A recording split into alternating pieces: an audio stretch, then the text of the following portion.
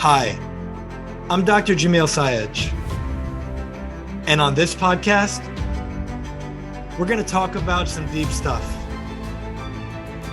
I'm here to tell you that you're amazing, and often, the only person who can't see that is you. No matter who you are, what you do, or where you're from, there's greatness in you. Let's talk about it. Hey everyone, I'm Dr. Jamil Sayed, and welcome to the Transformation Starts Today podcast, where I interview leaders, champions, and high performers from all walks of life as they share their story, the lessons they've learned along the way, and empowering perspectives to help you create an extraordinary life without regret, starting today. Today we have with us Eric Lofholm. Eric Lofholm is the CEO of the Being Movement. Eric has been in leadership roles his entire life. He began his career in the training industry in 1992. During the 90s, Eric worked for Tony Robbins for 3 years. He then started his own training company in 1999. Eric has been trained by some of the top trainers in the world, including Steve Hardison, Dr. Donald Moine, Michael Gerber, and Jay Abraham. Eric is the author of 15 books, and he lives with his wife, Heather, and his children in Rocklin, California. Eric, it is such an honor and a privilege to have you on the show. Welcome. I'm excited to be here. And I love listening to that little intro. The people I've been trained by, I still can't even hardly believe I've had the privilege of working with some of literally the brightest minds in the world to help train and develop me. And so I'm excited to be here. That's so wonderful. I remember seeing, I believe I saw this on your Facebook. It's like a quote from Brian Tracy, just talking about how amazing you are. And I was like, that is so beautiful to see. Yeah, when he gave me that quote, it blew me away because he was, writing about me, and he had some incredibly positive things to say about me. And he's a hero of mine. I grew up listening to his audios and reading his books, and so it's a privilege to know him. Yeah, I remember when I first started on this journey, I was 14 years old. And at 15, I got exposed to Tony Robbins and Brian Tracy and Les Brown and all these kind of guys. And yeah, they definitely shifted my whole paradigm, my whole world. And so it's great to have you here. And I'd love to dive in to help our audience get to know you better. Can you share with us your story, the lessons you've learned, what got you here today, and why do you do what you do? Yeah, I went to a real estate investment seminar in the 90s, and I was blown away by the speaker. His name is Dante Pirano, and I went to work for him in the hopes of learning how to be a real estate investor. And when I got there, he offered me a sales job, which I accepted because that was a requirement to learn and from him and work for him. And I was not good at sales, but part of that journey led me to my first sales mentor, Dr. Donald Moine, who's arguably the brightest sales mind living today. So I've been trained by him since 1994. I've known him for about 30 years. And so I learned selling at a very advanced level from Moine. And then I had a 3-year run with Tony Robbins. And in 1999, I was inspired to start my own sales training company. So I've been at it now for the last 25 years, teaching people all over the world how to be more successful in selling. And that journey led me to Steve Hardison. And that's a whole nother story about how I ended up with the Being Movement as far as having that as a company. And so I love training. I love coaching. I love helping people become more successful. That's part of my natural gifting. And how I know what I know is really from my mentors along the way. Something that you shared that I love, you said in the beginning, I wasn't very good at selling. And I think very often we put this pressure on ourselves and we think we're supposed to be great at something right from the get-go. And if we're not, we buy into some story of maybe it wasn't meant to be, maybe I'm not cut out for this, I don't have the gene for it. And it reminded me of that growth versus fixed mindset perspective. And when we have that fixed mindset is this is just who I am and I can't shift. I don't have the skill now, I never will. And someone like yourself, you're a master sales trainer. And when you started, the skill wasn't there.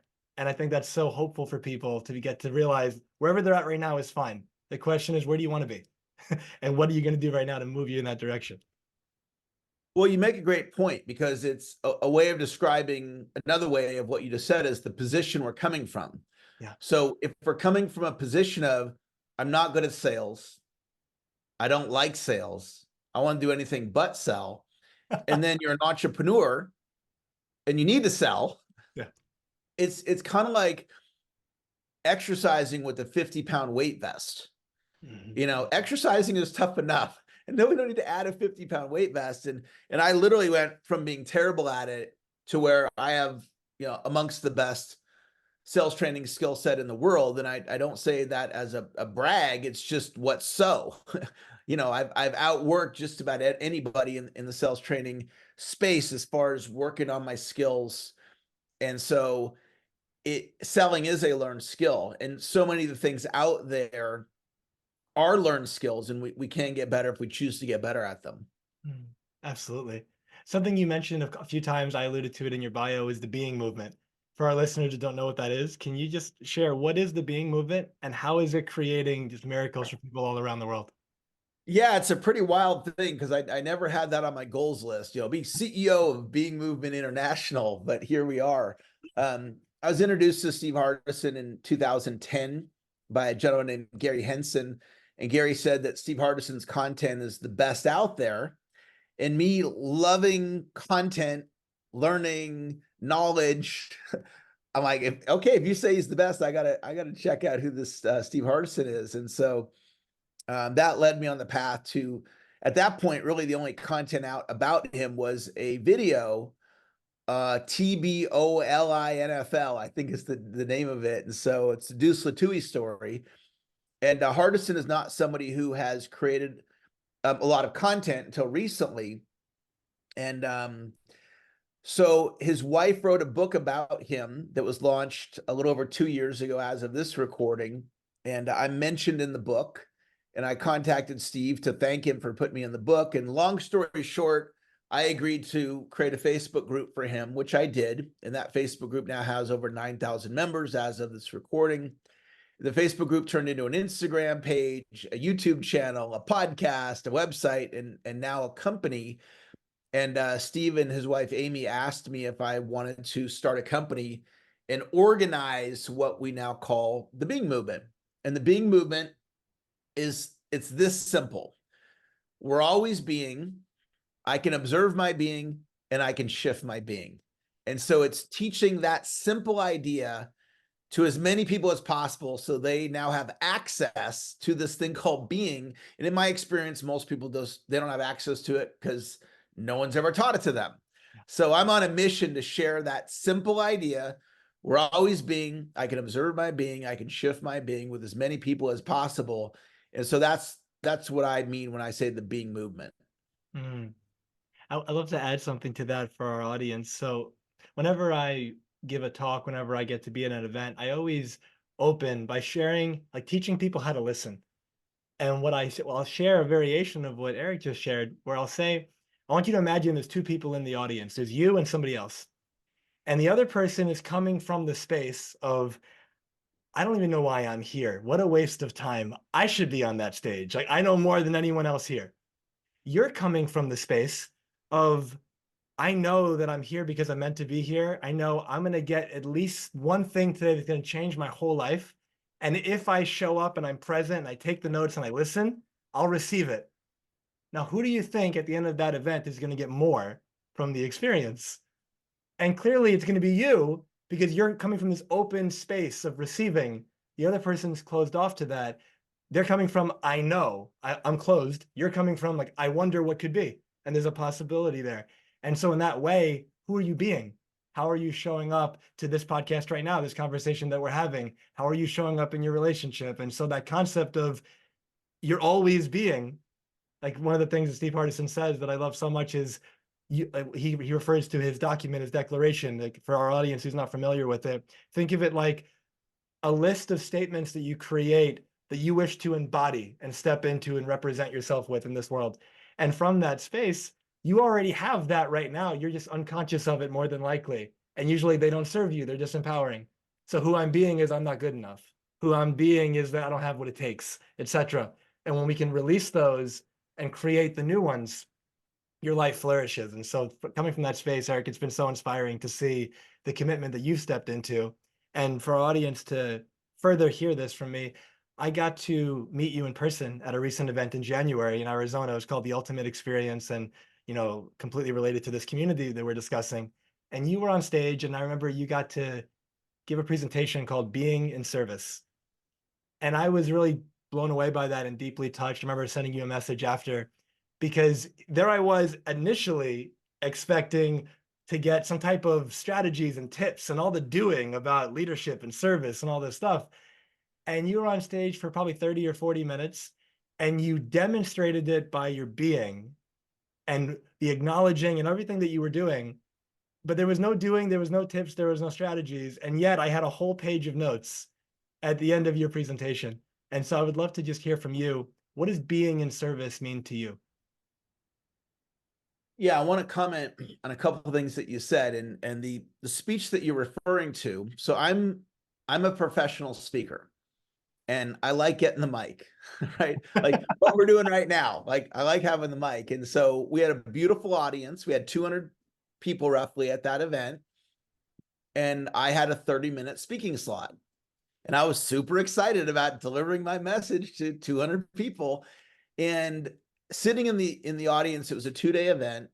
And as I was sitting there throughout the event as a participant, I came to the realization that I could add more value by using my speaking time differently.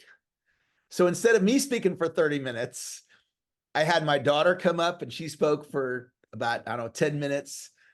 I acknowledged a group of people that really hadn't received acknowledgement at the event. So I brought like 15 people on stage, and I used about, I don't know, 7 of my 30 minutes acknowledging these people. And I also acknowledged Amy Hardison, and then I spoke for just a little bit. And so to your point, my talk was being service, but instead of talking about it, I was being it. And then people, if they were paying attention, they can really get that message. Yeah. But I wanted to come back. Well, let me see if I can remember. What was it? Was it It'll come back to me. There was something you were saying before. What was it? It'll come back to me. We'll just keep going, and when I remember it, I'll bring it back up. Sure, sure. And so when you think about leadership, what for you is the essence of leadership? Leadership is really about a responsibility. When I'm leading my family, I'm making decisions. I'm being leadership. I'm serving my family and thinking about what's in the best interest of my family. Mm-hmm. What's in the best interest of my children, of my wife, when I'm leading the Being movement. What's in the best interest of the movement, not what's in Eric Lofholm's best interest, and really looking at it from other people's perspectives. And one of my policies in the Being movement is an open door policy. Anybody can come to me for any reason, and they can voice, whatever they want, even if it's a grievance. And I've had that as well.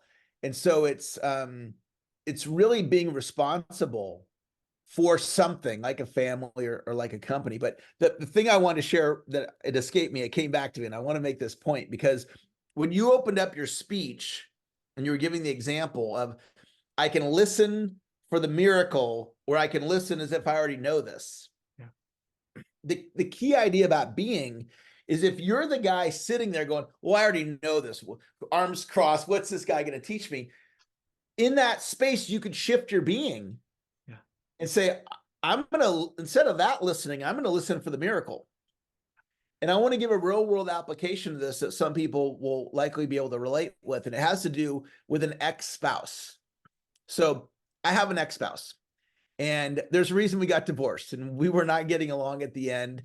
And early on through the process of divorce and then getting divorced, I would get an email from her, and it didn't matter what it said. It would just put me up to here. I would just be triggered, angry, upset. My filter was just, I was just angry. And then I evolved to the point where I got neutral, where I could get the email and I was no longer up here, and I could read it. And if I didn't like what it said, I wouldn't respond back with a nasty email. And if it was positive, I could respond positively. And I thought that was as far as it was going to go. And then I got introduced to Being, And I got to take a look at for the first time, who am I being? And one of the things Steve Hardison teaches is see the gold in others only always. So my interpretation of what Hardison's teaching is, Eric, look at your ex-wife and just see the gold in her. Just see all the best in her and none of the rest. And that's true for anybody. And so I sent her an email and I said, so-and-so, I want to acknowledge you. Her name is Jairus. Jairus, I want to acknowledge you for a bunch of different things. But then I didn't end it how I normally end it was, I want to acknowledge you for this, but this, and this. There was no but. And it shifted our relationship. And the other day, without going into the details, she needed some groceries and I got wind of it and I went and bought her some groceries. And I brought them over to her. She just needed somebody to help her. And so I chose to help her and come from a loving space. And I'm no longer triggered by her. Yeah. If she was on the podcast with us right now, it'd be fine. And that's a miracle. That's a miracle. If anybody is listening that has an ex-spouse that you don't get along with, to go from not getting along to coming from a loving space, that's why I'm so passionate about being. Because it can create transformation, and it's just helping people get access to ideas that can create that. And it's not just a thing to help you with your ex-spouse. You can do it with your fitness, your finances, your career, your children. Yeah. And it's just this amazing thing that, and I've been studying personal development since 1988, and I'm known being for about 2 years now. And I've never experienced anything like this in my life before. Yeah, it's like, from the medical background that I have, when we're thinking about what's actually going on, it's what's the root cause versus just more of the symptom management. If you just deal with the symptom, it'll show up in another way. If you can deal with the root cause, the symptom takes care of itself. Being is at the root. And when we can deal with the being, because who I'm being is going to flow from that, the actions that I take. And the actions that I take will create the results that I have. And so if I don't like the result, yeah, I could look toward the action. That's helpful. But why did I even take that action? And when we come from a space of, you might look at somebody in your world, whether you know them personally or not, you see a result they have, and you might say, I want that too. But many of us have tried taking the actions that we believe they took, and we didn't get the same result. And so if we say, well, I did the thing, but I didn't get the action, why not? Because who were they being when they took that action? That makes a world of difference. And if you're not sure what that is, the action's probably, the tip of the iceberg, and the bulk of it's under the water. Well, here's the formula that Steve Hardison taught me, because I had the privilege of one-on-one coaching with him, and he revealed this formula. He calls it reverse engineering results. And so step number one is we want a result. What's upstream from a result is step number two, which is action, which you just said. Step three, what's upstream from action is thought or language. So in a coaching call, somebody will come to me and they'll say, Eric, I'm a sales coach. So they'll say, I'm inconsistent with my prospecting. Okay, so what actions would somebody take if they're coming from I'm inconsistent? They're going to be inconsistent. And they're coming to me for coaching. It's like, the problem is, I would call it a declaration. You're declaring you're inconsistent, and then you're living into the idea you're inconsistent. Now you want me to coach you. Let's change inconsistent to consistent. And then what's upstream from thought or language is being. So we're always being. I can observe my being. I can shift my being. So I can take a look at any point and go, all right, who am I being in my relationship with my father? Who am I being in relationship with my stepmom or my stepson? I was talking to a friend of mine the other day. He was describing a disagreement he was having with his adult stepdaughter. And I was like, well, who are you being? He's like, I'm being angry, disappointed, and frustrated. I'm like, okay, so you're bringing that to the communication. Why don't you just shift it and be loving? What if you allowed her to be whoever she's being, and no matter who she's being, you came from a loving space? That'll transform the communication. Mm-hmm. But see, people have never been taught that. So how do you shift something you're unaware of, right? If I have no awareness of it. So it comes back to, I'm always being, I can observe my being, I can shift my being. And that gives us incredible access to transformation that prior to knowing that, I had no access to it. Yeah, that question, who am I being? I find questions can be so powerful and useful to bring the radical shift in the moment. And there's a question that I often share with my clients that I apply in my own life as well. This applies to every relationship, especially romantic, but every relationship. What if this was the last time? And coming from that space of being, if who I'm being is what if this was the last time, whether the last time of intimacy, the last meal to share, the last embrace of a hug, the last time you get to spend with them on vacation, whatever it might be, the last year together, the last day together, would the little grievances matter as much? Would the grudge that you've been holding that you're not willing to let go of matter as much? Or would you let it all go because you'd say some variation of, I don't have time for that? And when you realize that, how do you know it's not the last time? You don't. Every moment could be the last time, which means it's never worth the worry and the grudge and holding on to that stuff. Communicate it, talk about it for sure. But when you come from that space, that's being. And when everything else takes care of itself, because if I say, what if it was the last time? I don't have to then give you strategy of how to be more loving. Like it'll just happen. It'll flow from that because you know how to do it already. Yeah, beautifully said. Mm. So as it relates to service, I would love your perspective on this. What is the greatest service each of us can provide to the people that we meet in our life? I like the idea of serving whoever's in front of you. Mm-hmm. And so right now, I'm here to serve you and anybody that will be listening to this podcast, right? When this call's done, I got a little break, and then I have my next business call of the day with Lisa. I'll be there to serve Lisa. And at some point, my wife needs a ride because we're sharing a car today. I'll be there to serve her. So if we just go into a space of, I'm going to serve the person that's in front of me, and just that simple idea, and live the rest of your life from that place of service, that's how I look at life, and it's served me incredibly well. Yeah, it reminds me earlier when you talked about leadership, and it's like you're being for the other person. It's not about how do I win. It's how can I help this person in front of me win? How can I be for them, be a stand for them, whether it's one-on-one or whether it's a community, whatever it might be. And so that's absolutely fantastic. I've often also found that every single one of us, there's a story I often tell that anyone's heard the podcast before has heard, but one aspect of the story is I find we wear a mask. And the mask says, who do I need to be loved, to be accepted, to be normal, to be validated, to be special, whatever it might be. But even when you think you won that game, they like me. They don't actually know you. They just know the mask. And so when you take the mask off and you allow yourself to have courage, I often tell my clients, courage doesn't mean you're fearless. Courage requires fear to be present. But when you have the fear, but there's something on the other side of that fear that's more important to you, you step forward and you do it. In this case, being authentic, being yourself, bringing the fullness of who you are to the world, because who you are is not replaceable by anybody else. Who you are is completely unique, and there's that medicine on your on your heart. I remember hearing this Wayne Dyer quote: "Don't die with your music still in you." Every single one of us has that music on our heart to share with the world.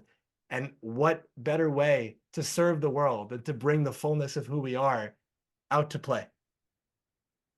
I love that. Yeah. I mentioned earlier in our conversation that you're a master sales trainer, and obviously you've done so much work on that. And there's a distinction that you have, selling is service. And I'd love Mhm. it if you can share that with us, please. And because there's some people listening probably who they may have a negative connotation to selling, and they clearly don't relate to it the way you do. Yeah, if we look at the conversation we've been having about being, Mhm. and then we apply it to selling and go, who am I being when it comes to selling, when it comes to asking for the order, when it comes to prospecting? A lot of people who they're being is selling is arm twisting, it's high pressure, it's manipulation, it's used car sales. I don't like it. I hate it. Right. Well, those are all positions to come from. And if you come from service, selling equals service, and a lot of people have never even thought of sales in that context, that creates differently than I don't like to sell. So this is kind of an abstract idea, but language creates. So when I was in between my two marriages, I said, I want to go and recreate my family. And I only need one wife. She's out there. That was my mindset. I only need one. She's out there. Somebody else might come from, I'm not going to get my happily ever after. Those two ideas create differently. So in sales, if you're coming from, I don't like sales, that's like running a race with a 50-pound weight vest. You know, selling is challenging enough as it is. And if you're going to make it harder on yourself, so you shift it and you come from a place of service, and you also come from the place that mastery is possible. And if you come from mastery as possible, even if you don't aspire to master selling, and I do believe it is possible for anybody that really wants to learn it. Every sales idea, every technique can be learned. There's not one sales technique that can't be learned. So if you come from, I can master it, and then decide how good do I want to get, and you live into that idea, there's selling is science and art, but there's a lot of science to it. There's a lot of very specific, methodical, step-by-step how-tos. It's one of the things that I'm passionate about, teaching people to demystify it for them so they can have the success that they want. But just knowing it's not, I'm either born a sales superstar or I'm not. I mean, if that was the case, how could I get to mastery when I was terrible for a whole year in sales when I first got started, right? It wouldn't even be possible. So those are a couple of thoughts. Yeah. To piggyback on that, there's this idea of, I think oftentimes we relate to selling as selling is something we're doing to someone. And if we shift that to with someone, for someone, it's a whole different way of coming from. And I remember in my own sales training, coming from the space of when you can be a raving fan of something, when you genuinely, enthusiastically love something, it's amazing how naturally your natural salesmanship comes right through. Well, I lived in Arizona for 5 years from 2014 to 2019, and I had never had Thai food in my life. And there was this one restaurant I went to for the first time. It just blew me away, a Thai restaurant. And I just fell in love with Thai food. And I would go to that place 1, 2, 3 times a week for years. And every now and then I'd see a friend or multiple people and they'd say, oh, what'd you do yesterday? And I just start talking about this Thai restaurant. And this passion came through, this enthusiasm came through. And without fail, every time they would say, what's this place called again? Like, I have to go there today. Like, I need to try this place. Because there was like, it just flew through that I was like the greatest representative they didn't know they needed without trying to be. Because I was passionate about it. I thought it was delicious. I believed in the product. In the same kind of way, you're always selling something, whether you're selling a product or service, or whether you're selling an idea, whether you're selling a child, your child, a spouse, whatever, of this is why I'd love you to believe me. This is why I'd love you to do this thing. You're enrolling people in a certain idea. But if people feel like you're trying to take something from them, the guard goes up, we get defensive. But if people can tell, this person actually cares. This person's coming from love, they're coming from service, they open up. And there's that, yeah, I could use help in A, B, and C ways. And you have a way to help me with that. Amazing. Let's talk about that. And I just found that once I came from that space, my whole career shifted. In the beginning, it was focusing on, without meaning to, it was focusing on me. It was focusing on the money. It was focusing on, I need this, I need this, I need this. And when I shifted it to just loving people and being there for people and delivering as much as I possibly could to shift them in this moment for them, it came back. And I love the idea that the energy you put out is the energy that comes back. A mutual friend of ours, John Patrick Morgan, and he spoke at the event as well. Something I had learned from him is the word revenue comes from the Latin revenire. And revenire means the return or the return flow. So in order for your revenue to go up, you want the flow to come back. It has to first go out.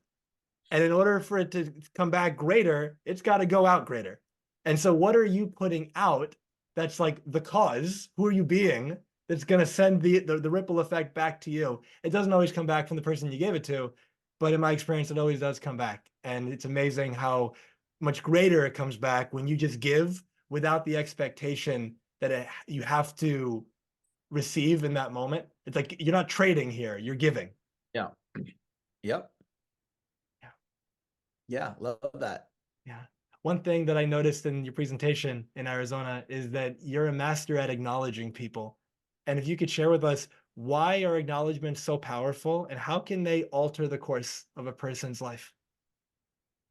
Yeah, I think that most people are under acknowledged. Yeah. And if we're acknowledging somebody, we're seeing them, right? We're seeing something in them. Like my daughter is one of the most mentally tough people that I know, right? She's 18, she's my daughter, but she's mentally tough, right? So I can point that out in her and I can say, Sarah, I just love how mentally tough you are. And the other day she's in college right now, and it was a Friday night. And, kids are out partying in college on Friday night. And she was taking this test. It was an online test, and you could take it as many times as you want until midnight on Friday night. And she took it at 10 and got, I think, 11 out of 12. And I'd be like, awesome, A plus, I'm good to go. She wanted the 12 out of 12. And it was a 40-minute test. She took it again and turned the thing in like right before midnight and got her 12 out of 12. And I acknowledge her for that. I'm like, most kids are out partying and you were not satisfied with an 11 out of 12.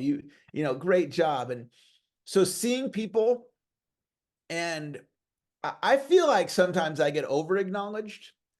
And I don't even know if there is such a thing, but I get a lot of acknowledgement. And it's because you're talking about like the revenue thing. Like I'm putting out constantly to hundreds, sometimes thousands of people a month. I'm creating value for people, sometimes for free, sometimes for a fee. And people see that and they acknowledge me. And I love that. Well, most people are just the opposite. So when you see somebody, it can really make a difference. And sometimes if the right person sees us at the right time, it could change our life. Yeah. So my first mentor, Dante, told me, Eric, one day you're going to be a great salesperson. And when he said that, I was like, is there an Eric behind me? Because I know he's not talking to me because I'm terrible. I remember on my first date after I split up with my first wife, we were together for 22 years. So now I'm out with this woman and she's like, Eric, you're a really great guy. And I was like, I've been told I'm an idiot for decades. Like, what are you talking about? I'm not a great guy. And it was like, my brain was having this like meltdown experience. And it was really meaningful to me to be acknowledged in that way when I hadn't been, for so long. And so acknowledgement's extremely powerful.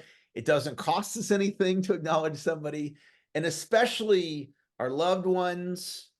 I'll just give you one last example. I was talking to my dad the other day, and my wife, she had a foot surgery, and we had a medical prescription drug question, and my father's a pharmacist. And so I called him up. Hey, Dad, I got a question that I needed to ask the world's greatest pharmacist. So I called you. And he is that. Like, he's that good. He's like the Michael Jordan of pharmacy. And I could just feel him light up as I said that to him. And so it can be really powerful, when we're acknowledging people. And then the flip side's true as well. We can be discouraging to people, and that can negatively impact them. So I love acknowledgement. Yeah. No, I love that. What's coming up for me, I agree with you that I think so many of us are under acknowledged, underappreciated. And on the one hand, it's not personal. I remember hearing, I forgot where I heard this from, but there was a little quote. Most people, they're not against you, they're just for them. And so if we come from that space of, it's not that you're being under acknowledged, underappreciated from malicious reasons. People are usually just caught up in their own world and their own stuff. But if we can choose, like the Jesus and Gandhi quote, be the change you wish to see in the world, be the miracle. What if I'm the person that's going to acknowledge this person and potentially shift their whole day? Something I'd love to share right now without making it, overly heavy for our listeners. But so my girlfriend, she's a clinical psychologist, and she does extraordinary work with some really, really heavy topics with people. And she told me this story about a person who was suicidal, and they left a note, and the note said, I'm going to go and like walk to this bridge. And if at any point between now and the bridge, somebody smiles at me, I won't jump. And unfortunately, that didn't happen. And that person is no longer here. Now imagine you were one of those people that person walked by.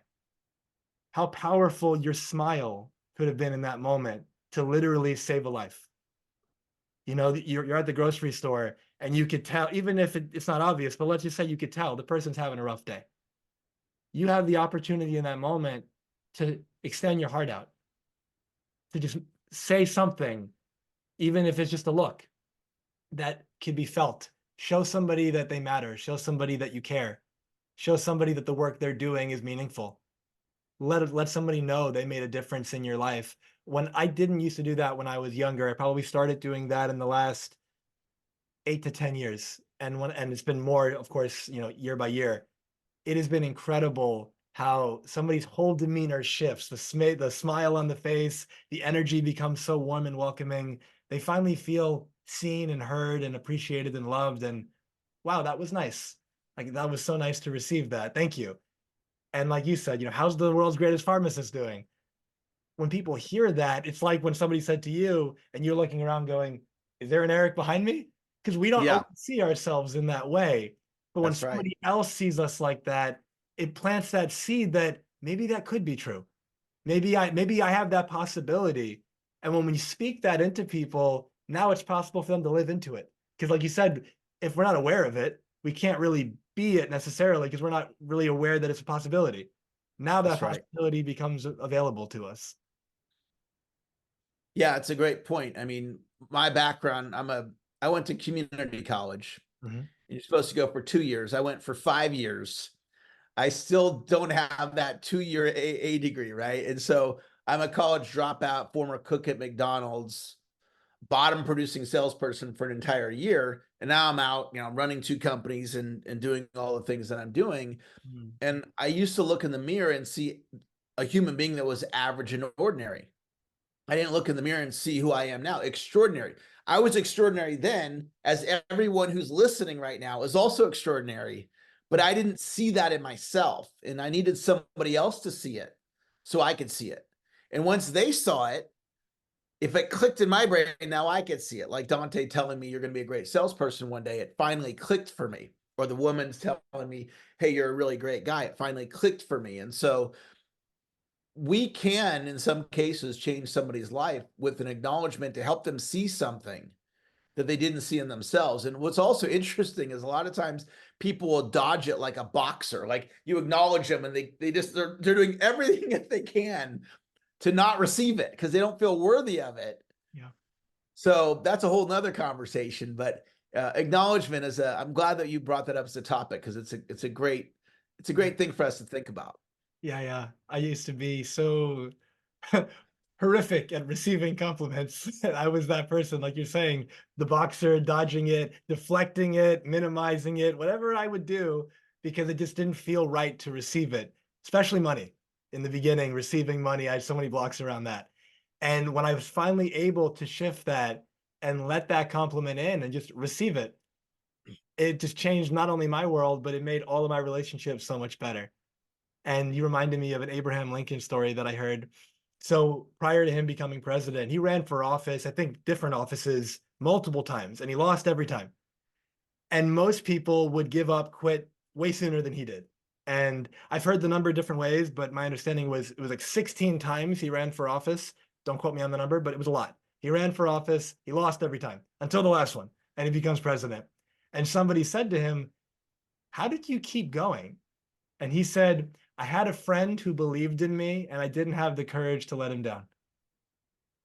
And so it came from that space of an acknowledgement in that sense, even though he didn't use that word. Somebody Yeah. saw something in me that I didn't, but it was so like real for them that I had to do whatever I could to make it real. And maybe you have a parent who believes in you, a spouse who believes in you. It could be your inner child believes in you, whatever it is, bring that out into the world. It's incredible what could happen. And so the foundation of this podcast, of my work, is to help people create an extraordinary life without regret. If somebody came to you, Eric, and they wanted some advice on how to do that, what would you share with them? Well, I I was at a turning point in my life back in the end of 1998. I was finishing up my third year working for Tony Robbins, and I wanted to start my own company. And the last time that I had a company, I had one in 95 that it went upside down, and it took me down a whole very, very challenging path. And so now I want to start another company. And there was definitely some fear. It's like, the last time you did this, Eric, it didn't work out so good. And what motivated me to take action is I just mentally went into my future sitting in a rocking chair at age 70, imagining having not starting my training company, and sitting in that rocking chair saying, I really could have. I could have been great as a speaker. I could have made a difference, but I didn't. And that thought scared me. And so I went mentally into, I would rather have loved and lost than not have loved. And in this case, I'd rather try and fail than not try. So at least I know I tried, I failed, I didn't have what it took. At least I know. And Carrie Underwood, the famous singer, she had a Nashville contract when she was 15. And in the middle of the record, making the record, they pulled the plug on the financing. So she went back to high school, graduated high school, went to college, and was getting ready to graduate college, and then tried out for American Idol. And on the audition, she's driving to the audition with her dad. And halfway from her house to the audition, she told her dad, just forget it and turn around. And he's like, no, we got to find out. Like, this is going to be probably your last shot. So let's at least try. And then the rest is history. And she became Carrie Underwood. And I think that my story and Carrie Underwood's story are good stories, because at the end of the day, the clock's ticking on all of us. So it's like, what do you want your life to be about? I want my life to be about operating from my purpose, making a difference, doing what I can, to go out and make the world a better place. And so, we get to choose, and that would be my advice. I love that. Well, what comes to mind when you share that, I tell my clients, don't be the no. And it's coming from that space. Like, I used to be a track athlete in high school for 4 years. And there you are on the line, gun's about to go off, like, runners, get ready, set. Now, if you grab the gun, shot yourself in the foot, gave it back, and say, all right, go for it, and then you lose the race, and then you now complain about all the reasons why you lost outside of you shot yourself. It's like, of course you lost the race. Or, that person's so beautiful, I'd love to ask them out, but they would never be interested in me, so you don't. I remember hearing J.K. Rowling, the author of Harry Potter, and she gave a speech. I believe her first, I don't know if it was the first book or she pitched the whole thing, I'm not sure how it was, but she pitched Harry Potter to, I think, 10 or 11 publishers, and they all said no until the 12th one or something like that. And she was giving a speech about it. And she said, if you don't try, you fail by default. So here we are, afraid of the what if it doesn't go well? What if, I can't handle it, whatever it might be. But what if is speculative. Like, you don't know. So you're really going to let the what if become the fact of it. So what if it doesn't work out? So I don't try. Therefore, it just doesn't work out by default. Right. And you said, I'd much rather get to the end of my life and look back and say, I went after what I wanted, who I wanted to be, the life I wanted to experience with everything that I had. And if it, quote unquote, didn't work out the way my ego, let's say, wanted it to, okay, but at least I gave it my all. But oftentimes, even in those situations, it always works out. It just may not. And sometimes it usually works out better than you thought it would, if you really genuinely played all out and you were being that most authentic version of you. But like Eric said, you get to the end, you're in the rocking chair, you're on your deathbed, whatever metaphor you want to use. Do you really want to look back and say, shoulda, woulda, coulda? Or do you want to look back and say, what's coming up is that Frank Sinatra Elvis song, I did it my way. Yeah.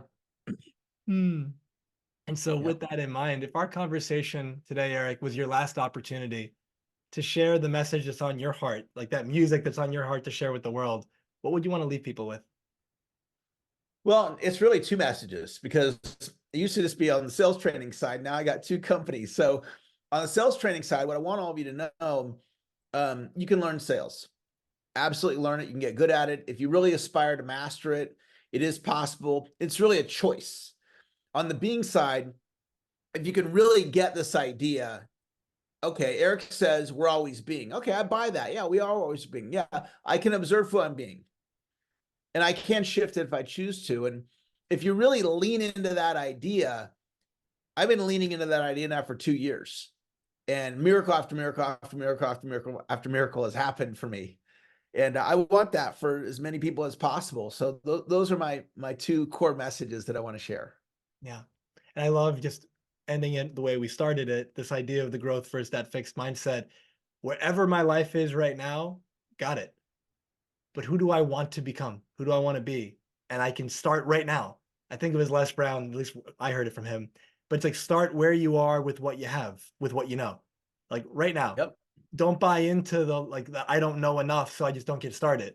Or it's like I don't know enough, so I'm not going to go learn more. Just like it doesn't make sense logically, but in the moment we buy into that kind of stuff, and Yeah. we rob the world of who we could be.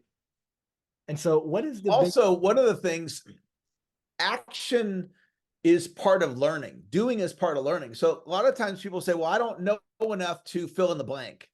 And it's like, well, when you actually do it, that's part of learning. So if you'll just go out there and try, and then you're going to learn from the trying versus, I don't know enough to try. No, you know enough to take action. So why don't you go take some action, then learn from that? And so yeah, it was awesome to be with you today. I love the conversation. I love what you're doing for your listeners, sharing these types of ideas to help them. And you never know, somebody might listen to this podcast and it changes their whole life or the trajectory of their future, or at a minimum, at least they get a little bit better. Thank you so much, Eric. You reminded me. Les Brown is on my mind today, apparently. So it's another quote of his, but he said, anything worth doing is worth doing badly until we get it right. There's that old expression, anything worth doing is worth doing well. Well, yeah, but what if you don't know how to do it well in the beginning? It's still worth doing. And because again, the time's going to pass anyway. When you look back 1, 5, 10 years from now, are you going to look back and go, thank God I started then because now I've got all this. Now this person's in my life. Now I've got these results. Now I'm being this version of me. Or do you look back going, I really wish I started 5 years ago? And it changes everything. And so anything that you're working on now, Eric, that you'd like to share with us that's exciting you? We've got all kinds of stuff going with the Being Movement. The website's beingmovement.com. So you can come check out what's going on there. It's a free community. There's so much great things that are happening there. And I'd love to interact with anybody if you do choose to join our community. So that's going on. And with my sales training company, we're always offering free sales trainings. So, this week we're doing an all-day seminar on Zoom for free. So if you're into the sales training thing, ericlofholm.com is the website. Get on my list and you'll get invited to all kinds of great free training so we can help you there as well. Fantastic. I'll have all the links in the show notes that Eric talked about. And wanted to say thank you so much, Eric, for your time, for just showing up, being such a light and a blessing to everyone who's being here with us today. And for everyone listening, first of all, thank you so much for taking the time. I look at our time as one of our most valuable resources, our most valuable assets, and I don't take it lightly. I don't think Eric does either, that you're here with us today. And so thank you so much. If this conversation resonated with you, first of all, please share it. I remember at the event, there was an experience at the end that really touched my heart that, my understanding is the proceeds to the event went to Operation Underground Railroad. And for anyone who's not familiar, it's this beautiful global charity that helps stop sex trafficking and rescue children. And we wanted to raise a certain amount of money on that last day. And it was, I believe, at least $100,000. And we got to the point toward the end where we were at around 40-ish. And one by one, like minute by minute, it just kept going up and it kept going up. And people had this commitment to service, a commitment to show up because we said we were going to do that and we're not leaving until we do it. And then we did it. And it was I think we ended at like 111,000-ish. And it was so fantastic. And so in that same way, if this resonated with you, share it far and wide. You never know who needs to hear this message. And please leave a review, whether it's Apple, Spotify, YouTube comment, whatever it might be, really goes a long way. Thank you again so much. Eric, anything you'd like to say before we wrap up? Just appreciate the opportunity and just love what you're doing to impact the world in the way that you're doing it. And doing a podcast is a wonderful way to reach people. So thanks for creating the space so I could step into it and the listeners could enjoy it. You're so welcome. And thank you again.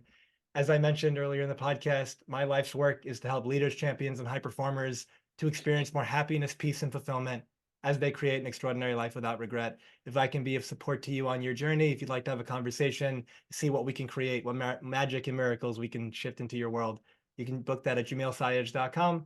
And if you're looking for more content, for the last 8 or so years, I've been putting content online, practical, powerful, useful, and usually short things that you can take every day to just shift how you're showing up, shift who you're being, given the context of our conversation. You can find those at Dr. Jamil Sayed, DR, and then my name on Instagram, Facebook, and LinkedIn is just Jamil Sayed. Thank you again so much. I've called this podcast Transformation Starts Today because I find most people's favorite day to change their life is tomorrow. And that's why they stay stuck. But you could be different. You could take what you've learned from our conversation today and implement it and make your future self proud. And you can do that right now, starting today. Wishing you all the best. All my love. Take care. Thank you for being with us today. If this conversation served you, it would mean a lot if you left a review and shared this with anyone who may benefit. An extraordinary life without regret is available to you now. Choose it. It's your time.